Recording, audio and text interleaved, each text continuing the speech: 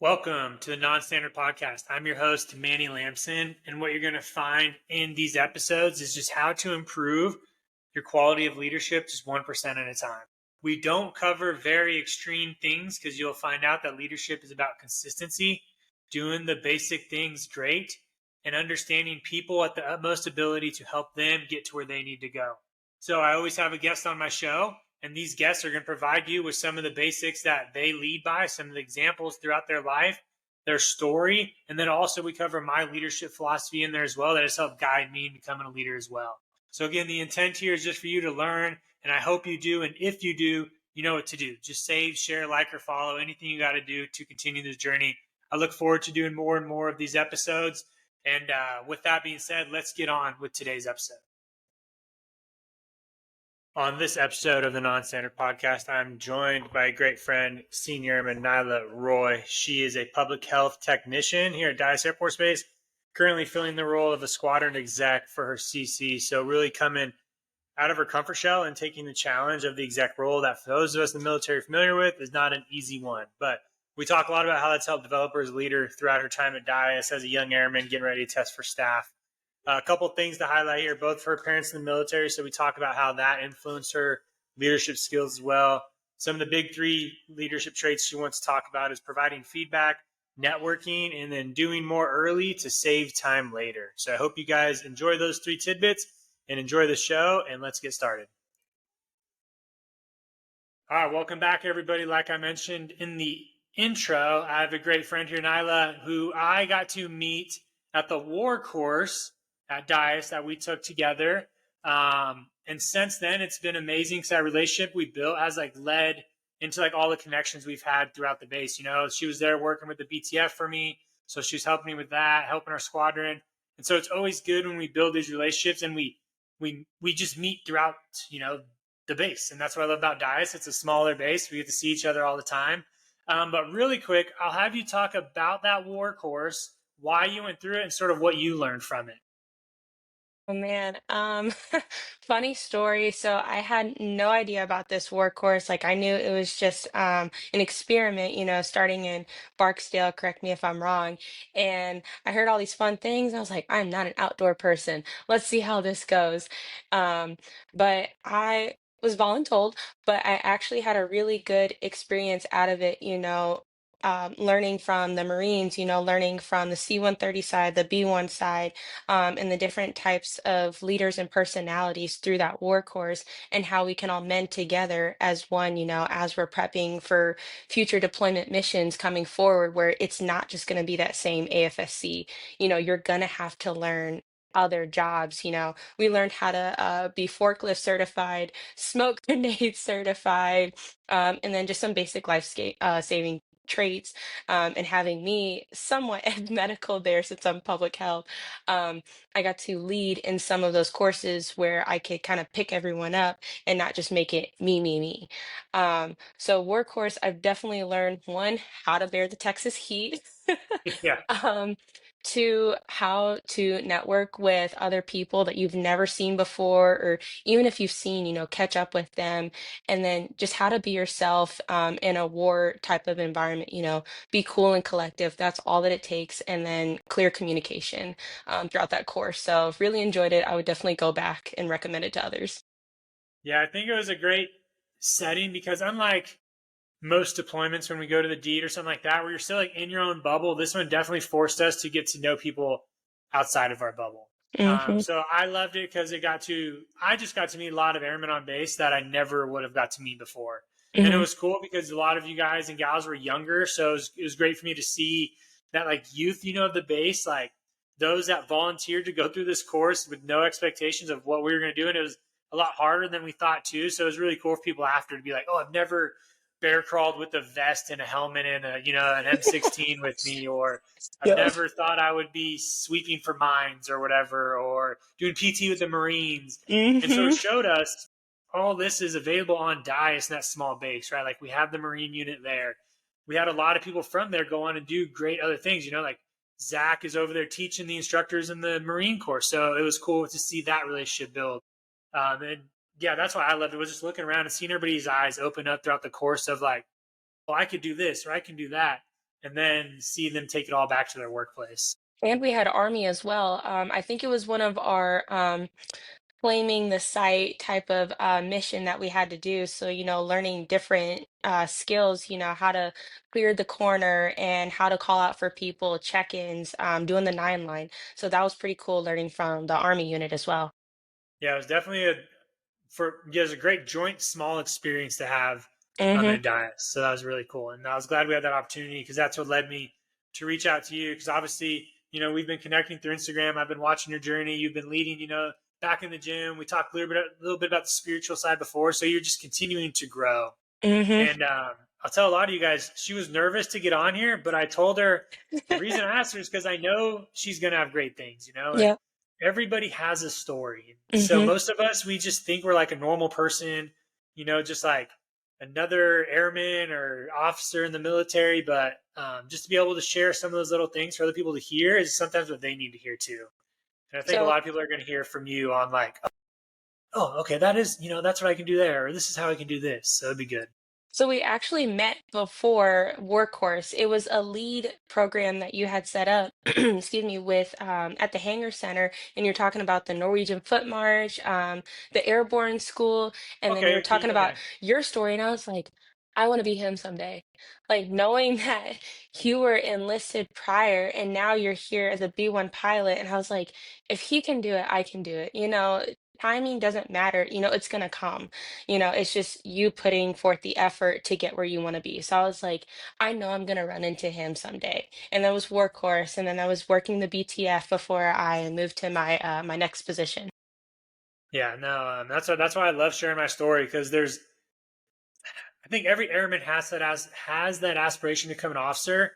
Most of them just don't know where to start or who to talk to. Hmm. So at least if there's somebody on TikTok or Instagram, they can just like ask that random question to them, like, where do I get started? And I can at least like get the train going because I just think the prior enlisted officers do a great job bringing that experience. Hmm. And I don't know if you get a lot in the do you get a lot in the medical side or I don't know what's it.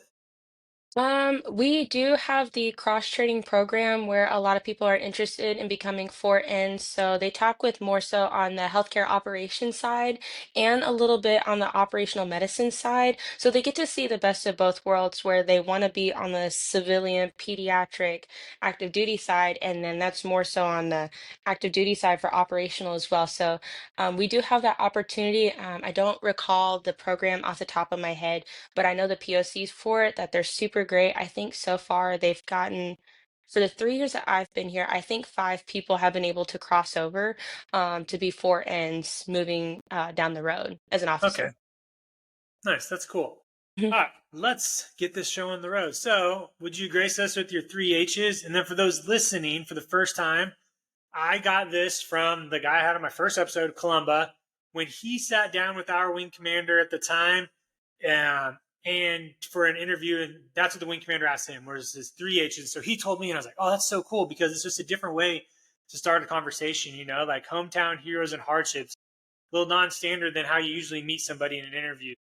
For those listening, we'll talk about hometown, heroes, and then a hardship, and then we'll continue on with the rest of the flow. All right, so for my hometown, I'm from Belleville, Illinois, which is a pretty small town. Everyone's like, oh, what's Belleville? Is that close to St. Louis? No, it's actually near Scott Air Force Base, which is pretty cool, that being the headquarters for Transcom. So I get to see a little bit of that, and that's where my parents retired up at Scott. So really love the area. For my two heroes, as cheesy as it sounds, it's definitely my parents, just because they were both prior active duty in the Air Force. I loved the structure that they had going in, and even when they were deployed, I would get like the cheesy little knickknacks, like the little bags from Turkey or a flag from Honduras, or even those little postcards. So I'm like, I hope I get to do that someday. And then seeing them grow as people, even if I was in my early teens, I was able to grasp on what the Air Force life looks like, and seeing them overcome that as retirees. And I have multiple other heroes, but they're for the enlisted side. But for the officer side, I would definitely have to say my flight commander, Captain Normal. She is amazing, has done some really great work for public health. and has given me some insight, already helping me start my OTS package, making sure I'm set, ready to go. Um, Colonel Strawbridge, 7 OMRS commander, and then Colonel Kelly, the 7 Med Group commander. Those two they're just two peas in a pod. And I get to see the personalities coming from the higher up, running one big group and then breaking down to a squadron, how they are as people, and then their leadership traits where sometimes it looks like good cop bad cop, but it always levels out where they're meant to work as partners. And I was like, I hope I get to have that someday, whether that's Chief Roy later down the road or Lieutenant Colonel Roy, um, that I get to have that partnership with someone and learn from them, and I could always reach up to them at any time.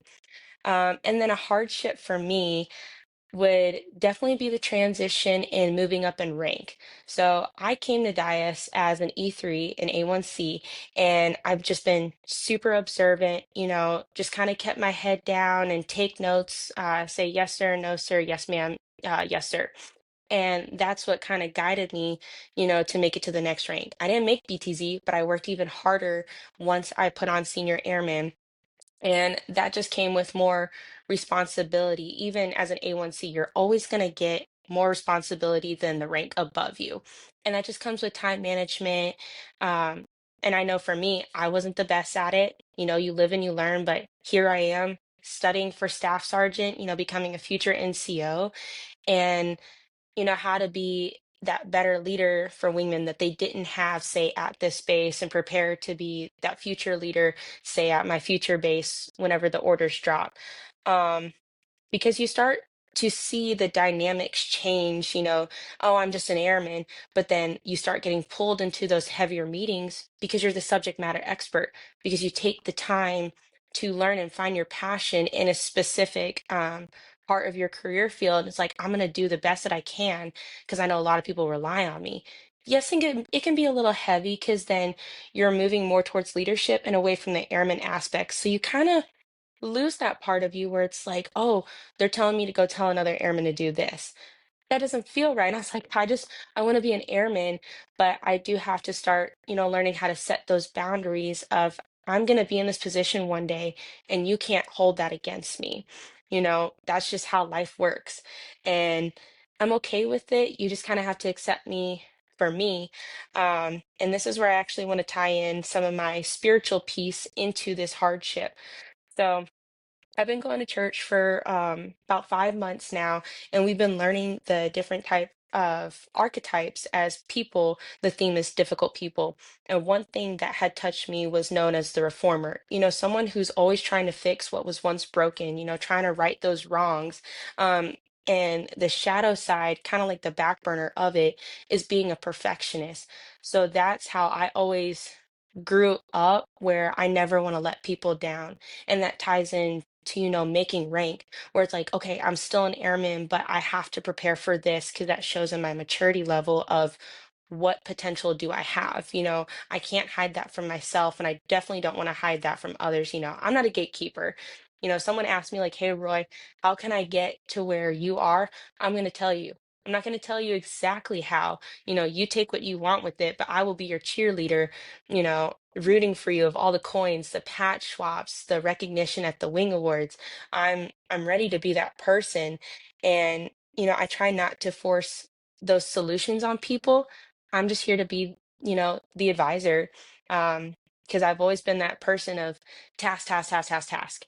I'm like, how do I balance all this? And now I'm at that point where it's gonna come, don't rush it. Even if, say, I don't make staff sergeant the first try, it just gives me more motivation to be a better leader, time management on my studies, and then continue to network as a senior airman slash future staff sergeant down the road. So that's definitely a hardship of mine because I have had some awkwardness um, in my own personal career, where whether that was in the flight or even outside of the med group, where there's always that, why is she talking to me this way? It's because I'm always held to a higher standard and I don't want to let those people down. I can still have fun and be myself, but there's always that switch that you have to turn back on, and that's okay. And for people that don't accept that, they'll see it.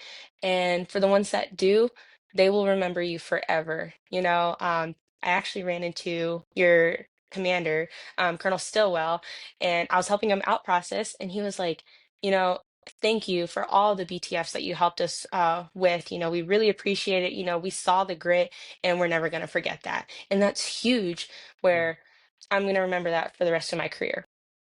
Yes, man, that was, I don't know why you're nervous. Like, that was amazing. Like, I I guess it's wish just I the had first time that I've said that out head loud. on my shoulder when I was an A1C senior airman. So a couple questions I will follow up as I was taking notes. Um, so how old were you when your parents were still in, so I can gauge what you saw from them um, when they were still in the military? So, my mom retired. Well, they're both retired master sergeants in the Air Force. My mom retired in 2014. That was due to her being diagnosed with breast cancer. She's in remission now. She's been in remission for almost 10 years. And that kind of forced her to hit the button. And my dad was also a retired master sergeant, and he retired in 2013. So I want to What did they tell say, you about the Air Force? Yeah, so like, because I can only, because my dad was in a little bit, but I didn't see a lot of it. So when you were deciding to join, was it automatically the Air Force? What made you want to do it? Like, I don't know. Like, I feel like it was just like a guarantee. You were just like, I can't think of anything else. I have to go to the Air Force. well, that's actually really funny. So I was in my senior year of college. We were probably like 6 or 7 months into COVID, and I was so lost. And my parents kept bringing it up because my dad, he also had different career fields. So he was POL prior, and then also became a recruiter. Bringing in those future leaders and just more wingmen.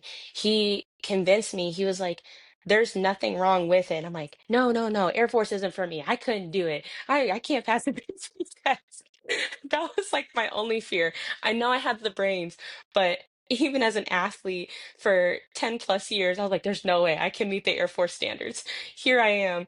And I'm like, you know what? I'm so glad that my dad actually convinced me to go on the active duty side because I wanted to stay guard. I was like, I wanted to stay home. I was a huge homebody, and I was like, no, I'm older now. Change is scary. I was 3 hours away from home, and the minute I got on that plane to Texas, 12 hours hit, and now I'm still 12 hours away. Um, it was just adjustment, and knowing I had that support in my corner, I was okay because I know airmen that, their families weren't okay with them going in the Air Force and they wanted this specific branch and they cut them off. And times are hard. So I'm really thankful to have that support system to be like, we got you. They could take, the next flight here to Texas if they could. And we communicate every day. So just that big support system that I know not everyone has. And that's what my motivation is, that if you don't have it, I'm one call away to be a part of that support system for you. Nice. I really loved how you remembered the small things they brought you from their deployments because like Mhm. that's the thing I do with my kids, and I don't know, like I never realized if it mattered, but it's great to hear from somebody else who had that Yes. experience. And so now it almost hits home for me now to continue that as I Hmm. continue on these journeys because we do snow globes and we have Oh. a shelf in our TV room that's like it's got like 30 snow globes on it because wherever we travel, even as a family, we'll get snow globes. So I have them Hmm. from all over the world. So Hmm. it's cool to hear you say like I remember those small things because it drives it a little bit home for like, hey, the small things do matter. Like that's why I love the saying, enjoy the little things because it's what adds up throughout. And so it touched a little home for me to be like, okay, I gotta.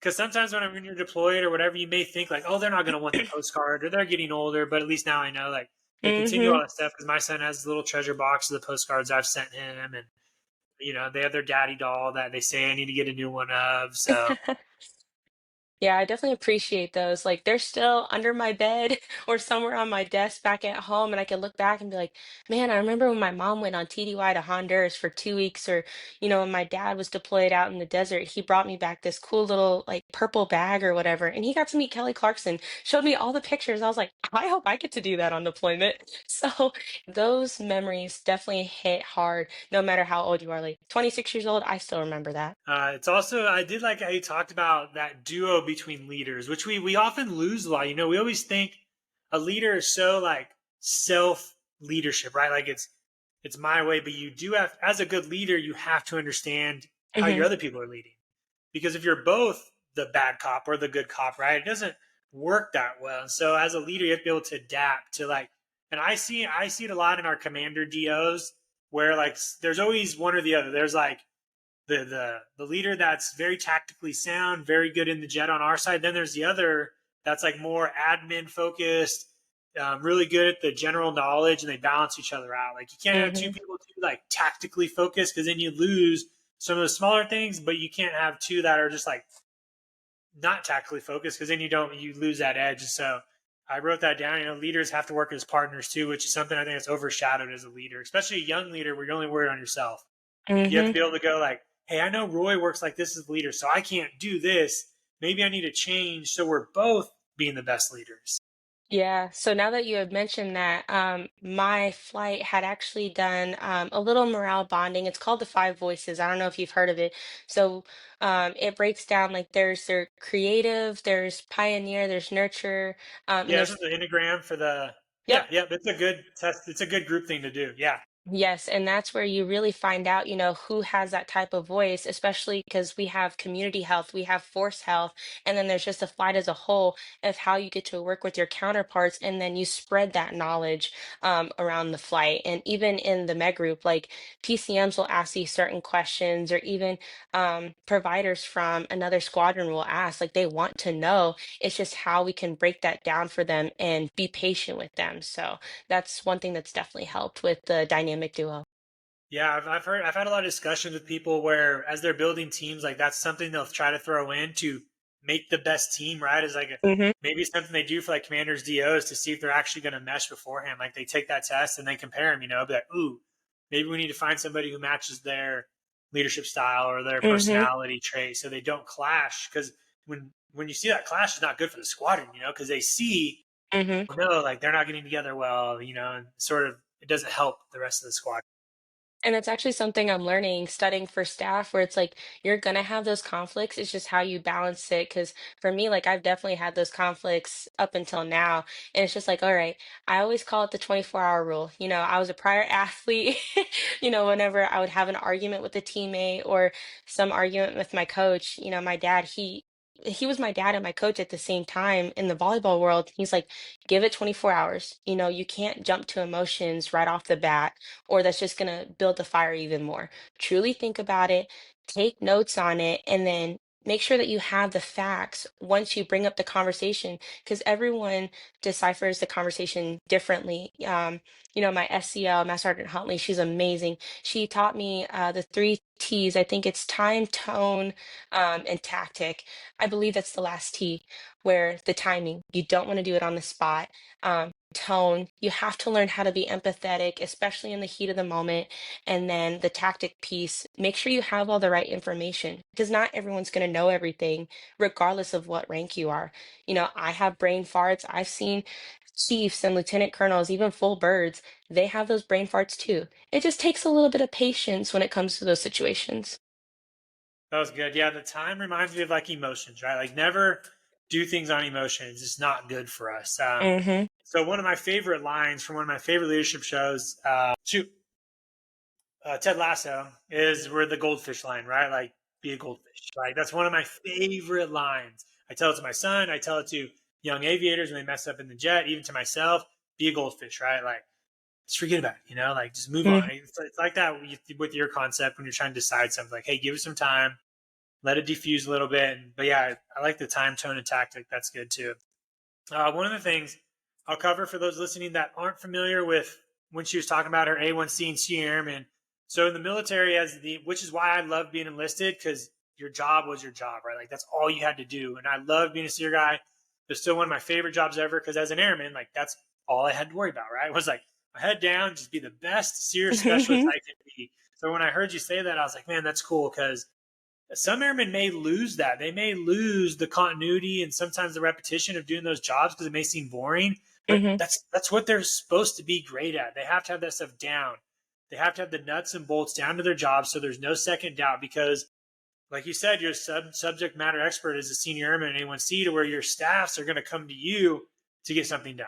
The Hmm. staffs have been out of it for a little bit, right? Maybe they're not hands on anymore. So you have to understand like that's your job. Like Um, and so when I hear more airmen talk like that, I'm like, cool. It's good that that is still like ingrained. There's nothing wrong with thinking of doing more, but sometimes you have. And one of the things I love about the Army, they are so good at, one of their philosophies is be good at the basics. Like just be good at the basics, and a lot of things will fall into place. And that's Hmm. what we look for as leaders, right? As officers, I'm looking for those airmen that maybe they just haven't done as much volunteer, but I'm not worried about it. I need to know, like, if I ask you a question, you either know the answer or you know where you can find the answer. And so that was cool to hear. One of the things I think you're on the right path for leadership is, you always need to work towards the job you're going for, right? And you talked Yep. about it a couple of times. When you're a senior airman, it's a little bit different. You're still there, but you're also, what's around the corner, right? That supervisor role. Hey, Hmm. how do I prepare for that? Well, let me start doing that now. Then if you don't get staff, you don't have to do the rank of or the job of the rank on your sleeve, right? You can do the job of whatever you want to do. Yeah. Or if you still want to be the supervisor or leader, you still can work towards the rank you're going to, and that sort of helps. That way, if you don't make it and those above you, they see that, they go, that's fine. Like, I don't care if she's still a senior airman. I can still give her staff sergeant jobs because she's working at that level. So it's good to hear. And that's what, if you're young and listening, like that's always something to look forward to if you don't know where to go as a leader. If you don't know what to do in your job, just look at the person above you and just start doing some of those, because it just helps you know where you may need to learn more and know what to do next. Hmm. Oh man, that was all really good. Nice. One of the things I do want to talk about, which is always sometimes touchy subject, especially when I bring it up because I love it too, is religion in the workplace, right? I believe like God has a reason for everything I've done in my life. When I failed out of TAC PO, like that night when I called my wife, like bawling my eyes out because I didn't get selected, the first thing she said was, God has a reason, like there's a reason for this. I was like, oh my God, why did like, does he like, I worked so hard to do this and I didn't get selected. And so, and I see it a lot in the flying community where religion isn't like talked about a lot. It's like a weird, like a shadow thing in the military. And it's hard because it's needed. And so I have met some flyers where we get together on a Friday morning and we talk through a Bible scripture, we read a book, and it only makes things better. It's not something that you have to like hide.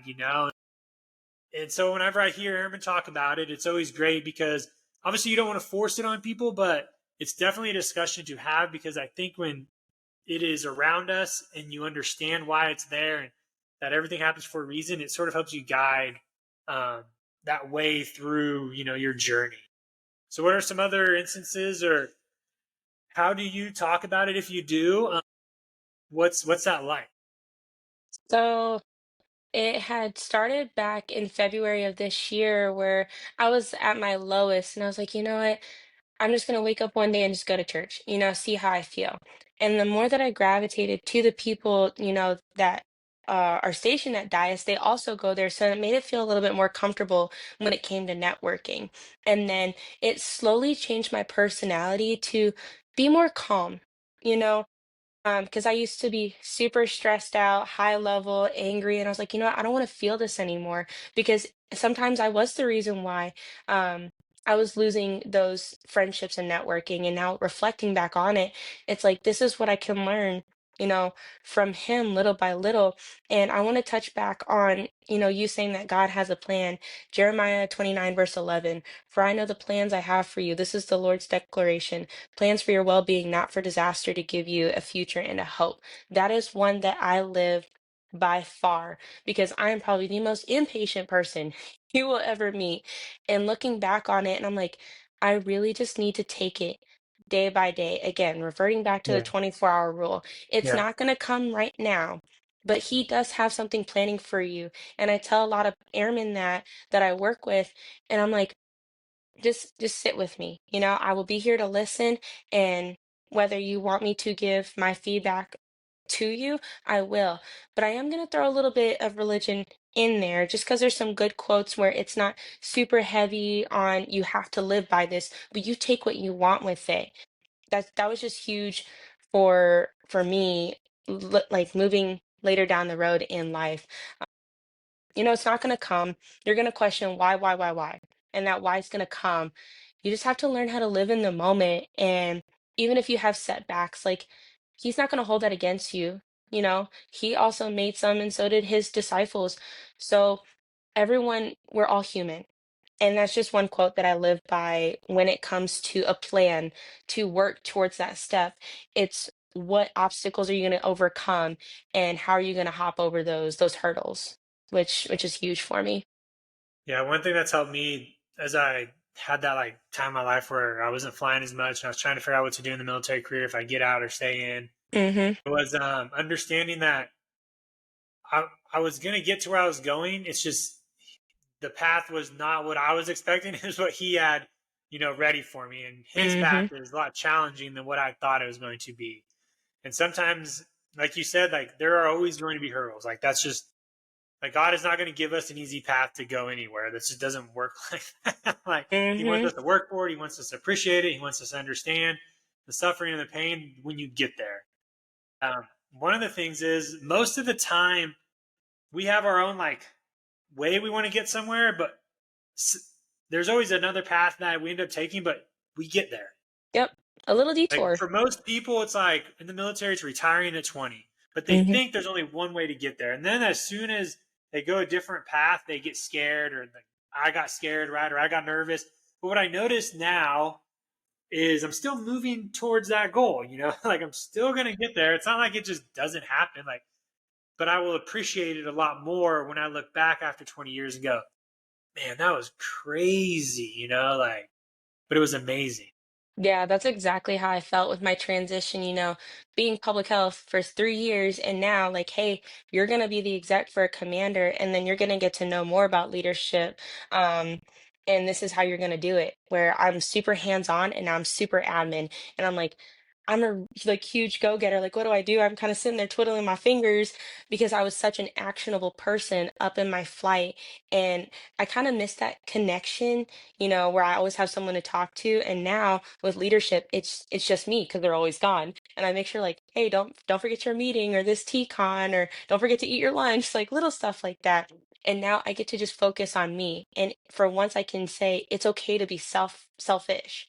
I almost said selfless because that's what I also am. But right now I'm kind of in my selfish era, figuring out that pathway from okay, I'm public health, now I'm admin, now I have more so those resources when I want to go towards commissioning. How do I use those resources or, still keep in touch on the enlisted side? I have so many options, but I was so nervous. I'm like, I don't want to mess this up or have a miss an important meeting or my own meetings. It's just buying a planner, talking or communicating thoroughly, like, hey, sir, you're talking a little too fast. I want to get this right for you. The minute you show that effort that you want to do better, it speaks volumes on both sides. So that's what I really like about my job. Because I was super nervous. I was like, me, an exec? No way.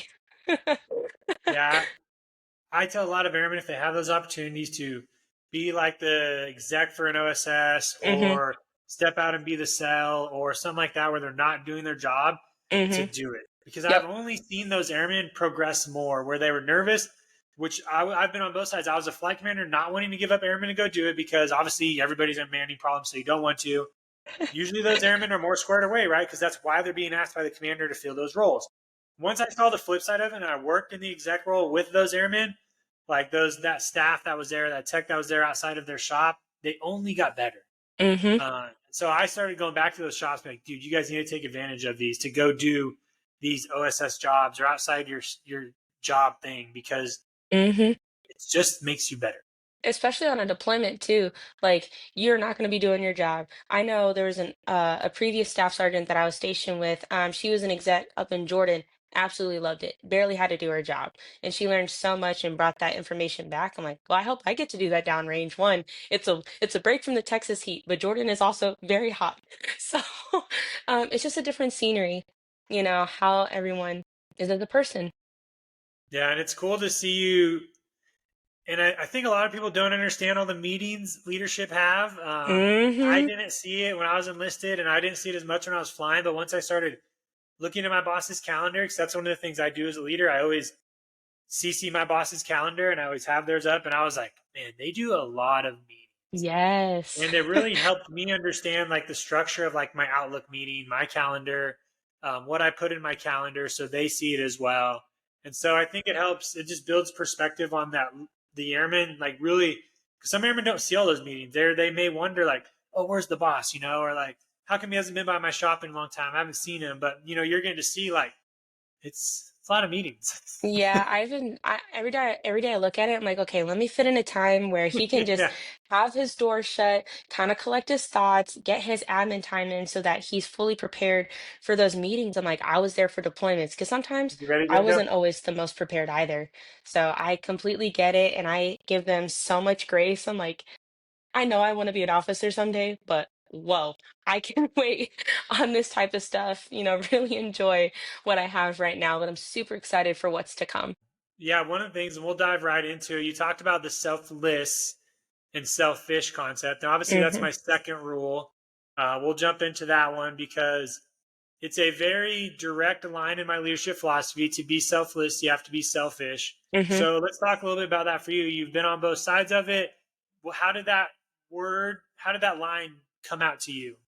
Oh man, I'll actually start on the selfish side. So, being a prior athlete for 12 years, college, club, high school, so all, um, I still kept the same aspects of kind of keep your head down, be in the gym, work to get that playing time, and it will come. A lot of people saw that as selfish or wow, she's kissing up to the coach. No, I'm just doing what I'm told, but also I have two active duty parents who are also in the gym, so they're gonna drag me out with them to make sure that I'm good because they know the goals that I have to be a future collegiate athlete, which I accomplish, and I thank them for that every single day. Even now, at 26 years old, they're like, "Are you gonna go out for a run?" I'm like, "Mom, Dad, it's 102 degrees outside." So no. Are you in the gym? Oh, I'm currently playing volleyball right now, like I am for the base. So somewhat staying active, that's all that matters. Um, but with selfish, people always saw that as a negative in me, and I always tried to turn it around into a positive. And I've definitely grown from that word to where once I became too selfish, I'm like, okay, time to put myself last because I know myself, I know my mind, my body. How can I help other people? If it's a day where they're a brand new airman and they're being overtasked left and right, and I'm like, hey, I know I have enough on my plate. Let me take one or two of those tasks from you so that you can start building your time management skills a little bit better so that you can get a feel for the work environment. We want you to be comfortable for your first year at your first base. And I know I've seen that work wonders with people or making sure like unfortunately there's times where this has happened where I've had to run the flight where there's leave, there's leadership meetings, and they're like, Airman Roy, you're in charge, don't let the flight burn down. And I was like, don't say that. But I would kind of text and be like, hey, are these airmen good to go? I can hold down the fort. And they say, yes, absolutely. And it'll be a Friday. It'll be like 3:30, 4 o'clock. I'm like, go enjoy your weekend. I got this. I know how to cover the phones. I know how to do this. You're still learning. And I've had my time. Go enjoy your weekend. Or um where we have like 50 patients in the lobby. I'm like, hey, I'm gonna break this down for you super fast. Just keep up with me.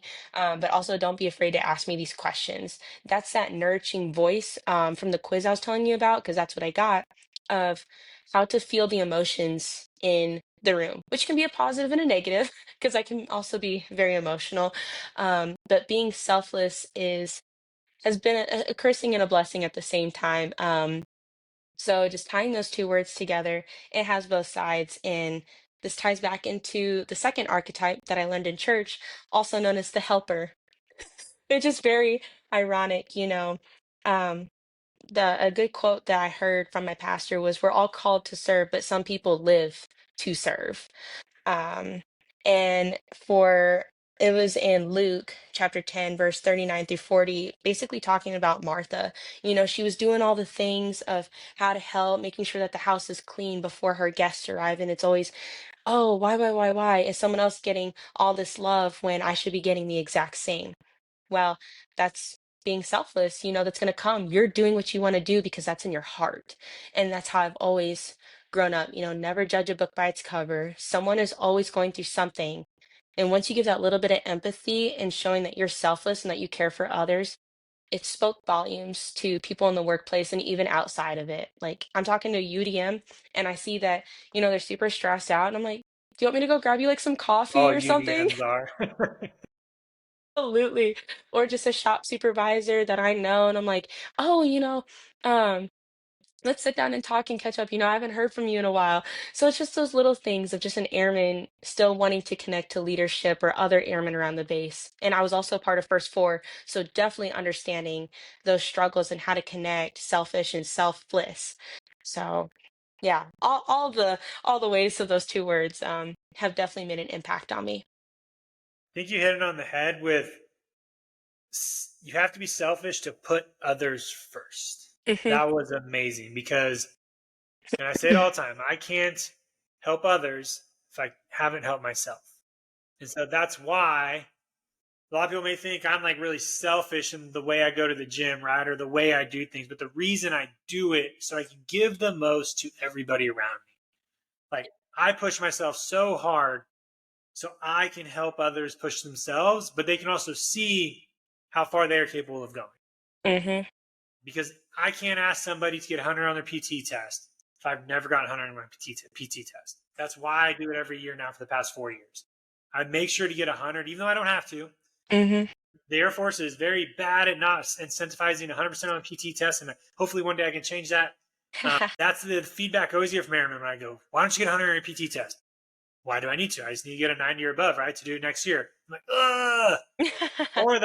Or they'll be like, I don't need to, and I go, well, I did, and they go, oh shoot, he got 100. Dang, Yes. I need to get 100 now. That's what my But NCOs taught me as yeah, well. Like when it came to my EOC and my skill level training, they're like, you always want to do better than the average, because you learn a lot more and it can be stressful, but just know that I'm here to help you to achieve that goal. The 90 on your EOC to get that day off because you worked so hard for it, the 95 or even the 2 days off just to earn that time. It's earned, not given. You know, that's why it's important to put yourself first. And it took me so long to realize that, but I'm able to help people out more now. yeah, it does take a long time. It took me 15 years, so don't think it. um, and what I've seen, especially in the church community, a lot of church people are very selfless, right? It's hard for like, and so one of the things I'm trying to work on is building a health and wellness class in our church because I've noticed in the church community, a lot of churchgoers are not in the best shape, Hmm. because they feel they have to be more selfless in their church. And so that leads to less focus on themselves, less, maybe exercising because they're giving and giving and giving. And so I've worked my pastor and I'm going to start providing like a weekly Bible nutrition class for parents specifically to understand, hey, to be the best for the Lord, you need to be the best yourself. Uh, Yes. and so that's how I've sort of taken selfless and fitness and bring it to the church community to work give back to them as well. Um, but yeah, that sort of ties into there as well. Were there any of the other leadership philosophies that stood out to you besides that one? Um, which one did we just hit on? The selfish and selfless. Definitely feedback. That's one that I definitely want to hit on because I know confrontation is super nerve-wracking. Um, It's not. it's like you're probably not gonna like what I have to say, but you need to hear it. And obviously that comes into the three T's, the tone, tact, time. But like for me, I was not so receptive of everything. I thought I was doing everything right. And the minute I get feedback, I'm like, well, this is what you told me. And it's like things change, continuous process improvement. CPI, we learn that all the time in the med group. And it's okay to change. It's just how you're able to adapt to it, using your resources of a continuity binder, making sure that's up to date, and then say, hey, can we change this a little bit? Or this is how you are as a person. And I really didn't appreciate the way that this was said. Because for me, everyone's still learning how to be a leader. Like I said, no matter what rank you are, you still are going to change. And it's like, whoa, this just happened in a matter of 24 hours. How do I adjust to this? I don't want to come off as asking too many questions like I'm not paying attention. I just want to know that I'm getting it right. So providing that feedback for me is huge because even though I'm a mentor, and not so much in that supervisor role just yet, I always start out the conversation with, if I'm talking too fast, please let me know. I'm going to put my phone down so that I have full 100% attention with you. And please correct me if I'm wrong on anything. Like, I'm not going to be offended because we're human. I want to make sure that you're comfortable in every situation that you're put in, whether that's with myself or leadership. so that I'm saying things correctly or in the most layman term possible. You know, make things understand in your mind that's not understanding in mine, if that makes sense. Feedback is amazing. I love Hmm. feedback. I've been pushing more feedback to my squadron because that's one thing the Air Force sort of lacks is like the midterm feedback, right? And the after OPB feedback. Like that's all we're directed to do. But I've been working with my leadership to do feedback almost every 3 months. Even Yes. after like big events, I will just email them, even if it's short, like, hey, how was I during the BTF? Did I meet your expectations? Is there anything I can work on? It could be Hmm. as simple as like, no, you're all good, or they can give me a lengthy thing, but that's good. Now I can adjust. When I don't win an award, right? Like I will reply back with like, hey, I noticed this. What can I do to win the next ADO award or flight commander award? Because I Hmm. should be keeping that on my toes. Or when I do win, how do I maintain that? Like, hey, I noticed I won the ADO. Like, what did I do? How can I maintain that? That's all feedback. And feedback is all levels too, right? Like peer to peer, below you and above you. And that's one thing I think some people lose out on is we're expecting it to come from above, but we need to be open to asking for it at all levels. Yep. And sometimes that after action report, just isn't enough because that one-on-one conversation, it's more personal. When you hear it, you get to read the body language, you hear the tone to where, okay, this person really cares and they're not, gatekeeping me from what my potential has. I have it, give me more opportunities to where I can uphold or do a little bit better than that. So providing that feedback is huge. Yep. And then let's see, let me pull up my little notes here. We had feedback and I know networking was on there too. oh yeah, networking. Yeah. Talk a little bit about networking at I say the airman level, that first four level. How has that helped you? And how could you teach younger airmen or just military people in general to network and the benefits of it? Definitely just go all out.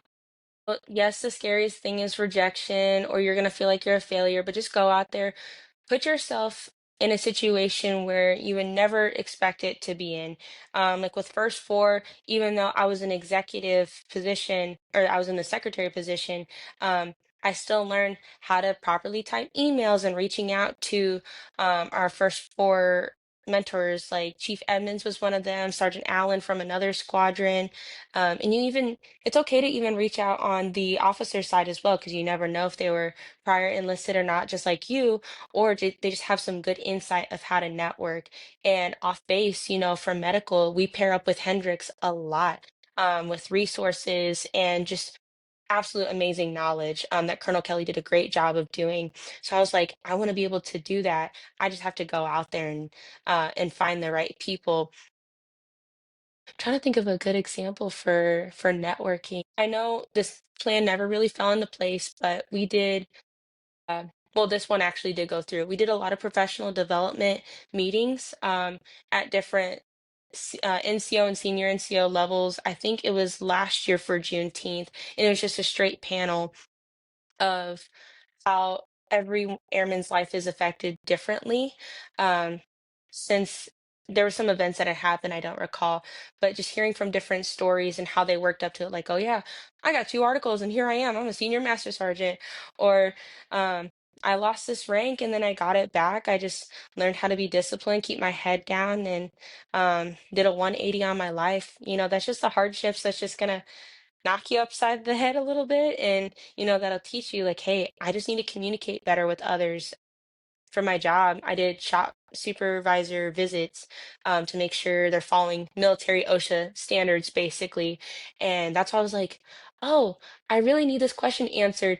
Even if it's super little and it's on a random Tuesday, I'm gonna call this person. And it's kind of like a favor loop. And they do that with me. They're like, Amber Roy, how do I call to get a hold of my PCM? Or can you change this for me in ASIMS? I'm like, I got you. This will take 2 seconds. That's why people call me the human Wikipedia.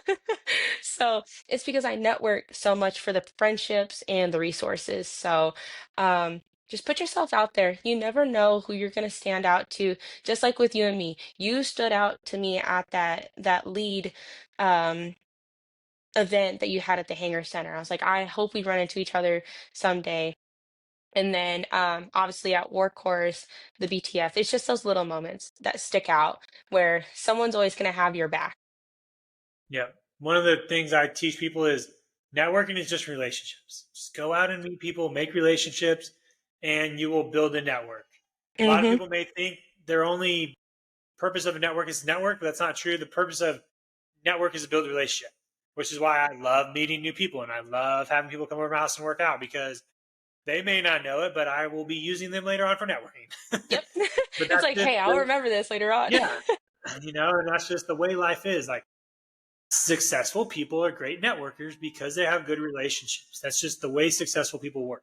Some people may Hmm. not like it. They may think like networking is cheating, right? Because you're like getting to know certain people, but that's how things work in every job. Hmm. Commanders network all the time because they know the other commanders. And if like my commander has a problem or something they need to fix the med group, they're going to call the med group commander Yep. because they have a relationship to get the thing done. Yep, and that actually sparked a topic, bullet writing. Like you said, you want to achieve these goals. It's like, man, I really want to make it up to the wing at the Airman category. Let me reach out to this one POC who has the hard facts, makes the numbers look good, and is allowing me to have that credit to get to where I want to be. Because then it's great for the OPBs and EPBs to get you that strat and move up later in life. So that's definitely helped me. They're like, hey, Airman Roy, do you remember how many medical personnel there were? And I was like, around this number. Hey, do you know the price of the B1 or the C130Js and all that? Like little stuff like that that makes both parties look good. And friendships too. Even in dorm life, like I know it's not the best, but it's what you really make of it. As cheesy as it sounds, the minute you put yourself out there, those cheesy meetings at newcomers or F Tech, since it's not F TAC anymore, it's F Tech, that you get to just meet new people, say hello, and that could be someone in your wedding, later down the road, or someone that you'll work with side by side. And it's like, this is going to be the dynamic duo right here, two peas in a pod. Yeah, the last one we'll cover, which I really like, do more early and save effort later. Yes. It's a good one. Explain that one a little more for those who may overthink that, but how to keep it simple. Um, a good way that my commander has put this is that there's a harmony that you're going to have. He doesn't believe in work-life balance, and I like harmonizing everything. There's 8 hours in a day. Like you said, from 07:30 to 16:30, you have time to get this done. And if you're able to communicate the reason why it doesn't get done and hold yourself accountable, it won't be held against you. And there are unfortunate circumstances where you are held back, but you never know what leadership will give you that time back. It's like, hey, you worked really hard, you deserve this time off, or hey, it's closing time on the dot, why are you still here? And that's also on a personal side as well, where if you're not 100% up here, how are you going to be able to put 100% into the mission? And making sure that everyone else's battery is fully charged, back to selfless and selfish. If someone's at 50%, try and get them to 75 while you're at 75. Make it harmonize across the board so that you're one team, one unit. So that also um I would just say that helps later down the road. Like you said, I go home early just so I can spend more time with my kids, especially before you're leaving for deployment. You want to get as much time no matter the length of the deployment. You know, we all sign the dotted line. It's how we take the 6 or even 20 years that we put forth in this career. Do it early and save the effort later. We're human. We all deserve a break here and there. Yeah, one of the ways I like to explain this one is if you do a lot of little things early, it makes the bigger things easier to accomplish. Like a lot of people, when they get assigned a task, they may freak out for how Hmm. daunting it seems. But if you just break it down, do little things throughout the week, and then at the end of the week, it all gets done instead of like if I assign a task and that person thinks they have to do it in an hour. So they go crazy and they freak out, they stress, they overthink, and then they give me like a half poor job because they thought, that's what they were asking or that's what needed to be done. But if they think about it, maybe they come back to me and go, "Hey, sir, to get the best thing, I'm going to Hmm. do a little bit here. I got this plan tomorrow, and then I'll do this on next day, and then I'll present it with you on Friday." Most of the time, I'll be like, "Cool, okay." The only reason I asked for you to do it today was maybe I just want to see what you could do, or see what you provide me with, or it would help us do other things. But if that's your solution, go do it. They say the best way to eat an elephant is just one piece at a time. Just like take the time. And so I do that with a lot of my scheduled tasks. I will break them down big picture and like plan it throughout the whole week. so that I'm not overstressed on one day doing a thing. And so that's like life too, with like fitness and journeys. And hey, just do small steps every day, and you save that effort, but you still get to the end result. Yes, sir. Nice. Did you have any last parting shots before we dive into a book? Uh, um, I would just say that I'm super thankful um, for you to ask me to be on your podcast for sure. Even if we just talk on Instagram, the little conversations and that we still remember each other. This was definitely a great experience, and that I'm ready to learn more from it, and that I could always come to you for some advice and look back on this episode. I'm like, I know I talked about this somewhere. Let me just look a little deeper. Um, and knowing how inspiring you are to other airmen, like I talk about you all the time. And they're like, who's Major Lamson? I was like, you don't know Major Lamson? Where you been under a rock? Yeah. Um, I was like, just go out to a meeting. If I see it, I'm gonna forward it to you, and then you'll know. So definitely kudos to you for showing us airmen that we do have the potential and ability to do what we can. It's just how we get there and the time that we put forth into it. Kind of like a little graceful period. That's, I guess, my parting shot for that. No, I appreciate it. Thank you. And yeah, that's why I'm here. I've taken that as, like my leadership trait is to make better leaders. And it's a fun way to do it too. So, what book do you got for us?